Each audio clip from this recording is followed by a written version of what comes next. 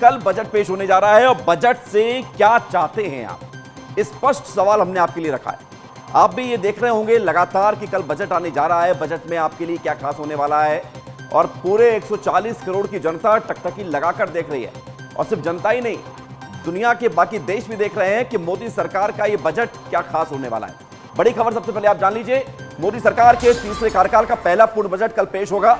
वित्त मंत्री निर्मला सीतारमण बजट को पेश करेंगी और 8वीं बार बजट पेश होने जा रहा है निर्मला सीतारमण के द्वारा। 18वीं लोकसभा के बजट सत्र का आज पहला दिन था। राष्ट्रपति द्रौपदी मुर्मू ने संयुक्त सदन को संबोधित किया। अभिभाषण की शुरुआत में कुंभ हादसे पर उन्होंने दुख भी व्यक्त किया, लेकिन इन सबके बीच उन्होंने बताया कि सरकार किस रोडमैप पर काम कर रही है, हलवा सेरेमनी आपको याद होगा, हर साल ये तस्वीरें सामने आती हैं। आप देखिए कि अपनी पूरी टीम के साथ निर्मला सीतारमण अपने इस बजट को तैयार कर चुकी हैं। और सबसे बड़ी बात यह है कि मोदी सरकार 3.0 का यह पहला पूर्णकालिक बजट बताया जा रहा है।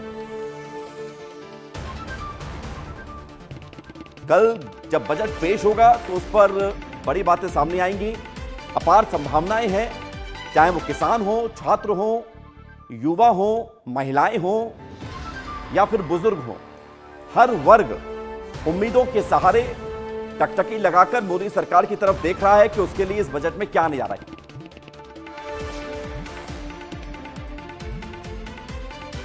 और सबसे बड़ी बात यह है कि बजट को लेकर कई संभावनाएं हैं। अभी बजट पेश होने में कुछ घंटों का समय बाकी है, लेकिन संभावनाएं क्या है जरा जान लीजिए, दिखाइए जरा। बड़े ऐलान क्या हो सकते हैं? पेट्रोल डीजल की कीमतें घट सकती हैं। खबर यह है, क्यों घट सकती है? क्योंकि यहां पर एक्साइज ड्यूटी कम की जा रही है, ऐसी संभावना है। 10 लाख रुपए तक की इनकम टैक्स फ्री हो सकती है। पीएम किसान सम्मान निधि दोगुनी हो सकती है, 6,000 मिलते हैं 12,000 तक मिल सकते हैं। ग्रामीण इलाके के ग्रेजुएट युवाओं के लिए इंटर्नशिप का मौका और बढ़ाया जाएगा। ये युवाओं के लिए खबर आ सकती है। ग्रामीण इलाके के ग्रेजुएट युवाओं के लिए इंटर्नशिप, मेडिकल कॉलेजों में 75,000 सीटें बढ़ सकती हैं। ये खबर हम आपको बता रहे हैं, जो बड़े ऐलान हो सकते हैं। लेकिन उम्मीदें इन सबसे बढ़कर और है।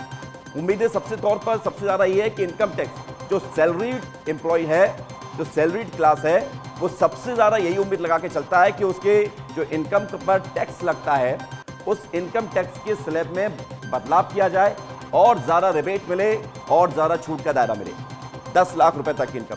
और आइए हम आपको ये भी बता देते हैं कि क्या क्या संभावना नजर आ रही है। बजट सत्र 2025 पहला सत्र 14 दिन, बैठकें 9 है और दूसरा सत्र 26 दिन का होगा, जिसमें बैठकें कुल 18 होंगी। ये बजट सत्र को लेकर बड़ी बातें आपको बता रहे हैं, दिखाइए आगे जरा। क्योंकि बजट सत्र में बजट की बात तो होगी ही। और आज जब राष्ट्रपति द्रौपदी मुर्मू ने अभिभाषण दिया है तो उस अभिभाषण में विकास और सरकार के रोडमैप को दिखाया गया है। पहला सत्र 31 जनवरी से 13 फरवरी और दूसरा सत्र 10 मार्च से 4 अप्रैल तक। 2 सत्रों में बजट सत्र होगा।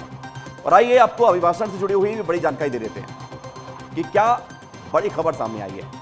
आज राष्ट्रपति द्रौपदी मुर्मू ने बड़ी बातें कही हैं और एक रोडमैप सामने आया है। एक ऐसी स्थिति बनी है जिससे आप अंदाजा लगाइए कि सरकार किस तरफ ज्यादा फोकस करके चल रही है। दिखाइए जरा, दिखाइए राष्ट्रपति के अभिभाषण की बड़ी बातें, यहां से देखिए आप।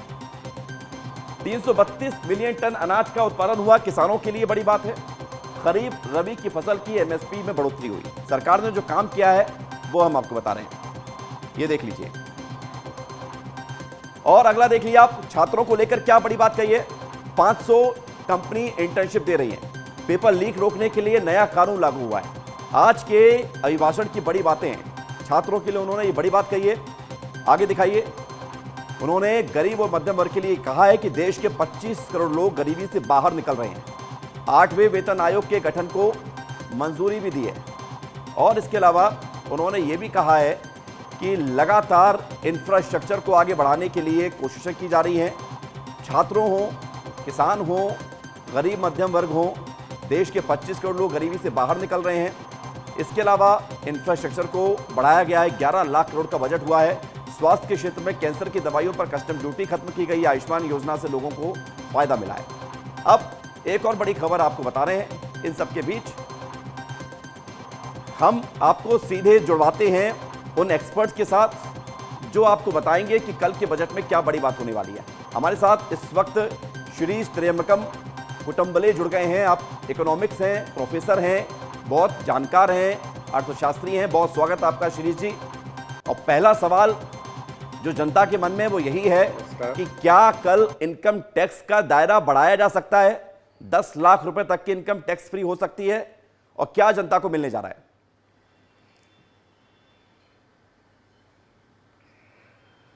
हाँ, हमने पिछले अब 8वां बजट दे रही हैं निर्मला मैडम, और लगातार हमने देखा है कि उनका फोकस जो है वो न्यू टैक्स रेजिम की तरफ लोगों को शिफ्ट करने में है। तो मेरा ऐसा ख्याल है कि वो जो टैक्स छूट बढ़ाएंगी वो इस तरीके से बढ़ाएंगी कि टैक्स पेयर अब धीरे धीरे ओल्ड रेजिम को छोड़े, नई रेजिम की तरफ जाए। उसमें पहले से उन्होंने टैक्स पेयर्स को कुछ छूट दे रखी है, खासतौर पे मध्यम वर्ग के टैक्स पेयर्स जो हैं, और उसमें अब वो दायरा भी बढ़ाएंगी। उसमें थोड़ा थोड़ा मेरा ख्याल है कि वो आने वाले टाइम का एक रोड मैप फिर से देंगी, क्योंकि ये नई सरकार का पहला बजट है कि वो ऐसी कुछ घोषणा कर सकती है कि हर साल टैक्स छूट की सीमा कितनी बढ़ सकती है। और शिरीष जी, एक सवाल मेरा ये भी है इसी में जुड़ा हुआ कि क्या ओल्ड रेजिम को खत्म करने के लिए सरकार कोई ऐलान कर सकती है? क्योंकि सरकार ये चाहती जरूर है कि ज्यादा से ज्यादा लोग न्यू रेजिम को ही सिलेक्ट करें।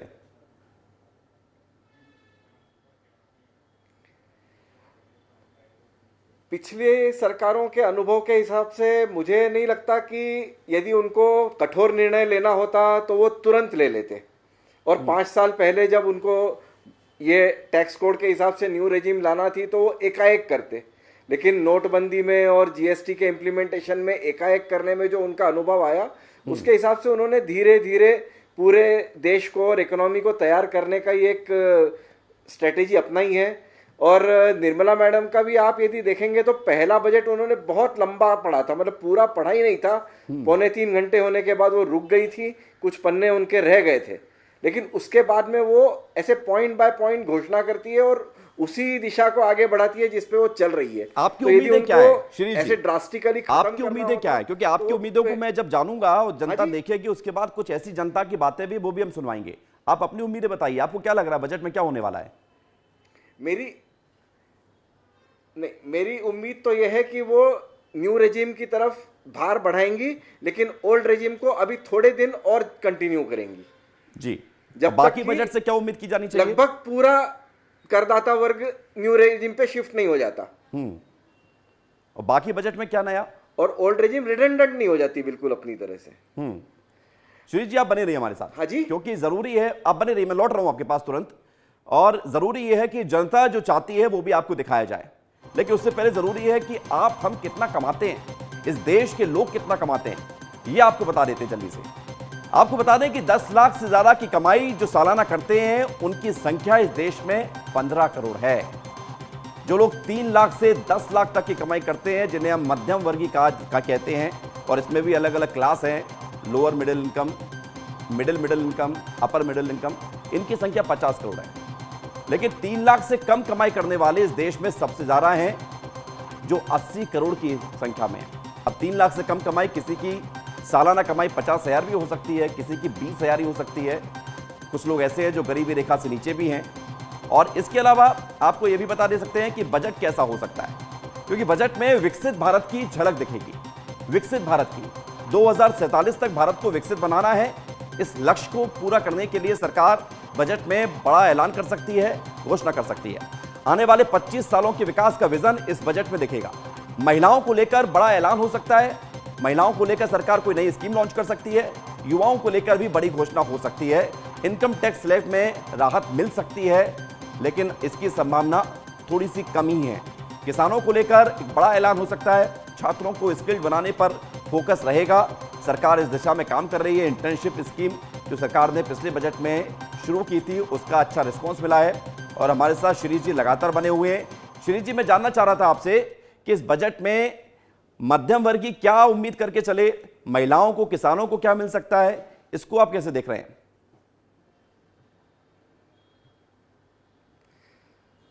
मध्यम वर्ग की उम्मीद तो हमेशा यही रहेगी कि उसकी क्रय शक्ति बढ़े, इनकम बढ़े, और इनकम के साथ साथ उस इनकम की क्रय शक्ति बढ़े। मोदी सरकार ने इस मामले में बहुत अच्छा काम किया है। इसीलिए आज मध्यम वर्ग को चाहिए कि वो अपनी एक एस्पिरेशनल लाइफ जो देखता है, अपने आप को जो एक अमेरिका या यूरोप के कंज्यूमर के बराबर खड़ा हुआ देखता है। आप मॉल में भीड़ देखिए, नई गाड़ियों का परचेज देखिए, तो इस बारे में एक पुरानी सरकारों का रवैया थोड़ा सा गलत होता था कि वो हमारे खर्चे पर या हमारी एस्पिरेशन पर अंकुश लगाना चाहते थे टैक्स लगाकर। लेकिन मोदी सरकार ने इस मामले में एक क्रांतिकारी परिवर्तन कर दिया है। वो हमें एक अच्छी लाइफ देना चाहते हैं, तो टैक्स रेजिम भी ऐसी बनेगी कि मध्यम वर्ग के हमारे जो हमने खास मतलब दोनों तरफ आप देखिए 3 करोड़ का जो आपने एक स्लैब बनाया है लोगों का वो भी, और उससे आगे का जो 10 लाख तक की इनकम वाला स्लैब है उसको भी अब एस्पिरेशनल वर्ग में लाना है। वो बहुत बड़ा एक चैलेंज है हमारी सरकार के सामने। तो उनको भी टैक्स में या तो छूट दी जाएगी या फिर श्रीज जी छोटा सा सवाल और छोटे से जवाब की मैं उम्मीद करूंगा क्योंकि समय कम है। खर्चे हैं जिनको उम्मीद जो है पूरी होंगी, कुछ नया ऐलान हो सकता है या फिर बजट जैसा दिखता है पिछले 8 सालों से वैसा ही रहने वाला है? कुछ नया की उम्मीद की जानी चाहिए? नई दिशा मिलेगी, लेकिन नए घोषणाएं या क्रांतिकारी घोषणाओं की उम्मीद इस बार कम है। ठीक है, बहुत बहुत धन्यवाद आपका शिरीष जी हमारे साथ जुड़ने के लिए। आपने बहुत आसान शब्दों में बताया कि बजट से क्या क्या उम्मीदें हो सकती हैं, क्या क्या घोषणाएं हो सकती हैं। बहुत शुक्रिया आपका शिरीष जी हमारे साथ जुड़ने के लिए।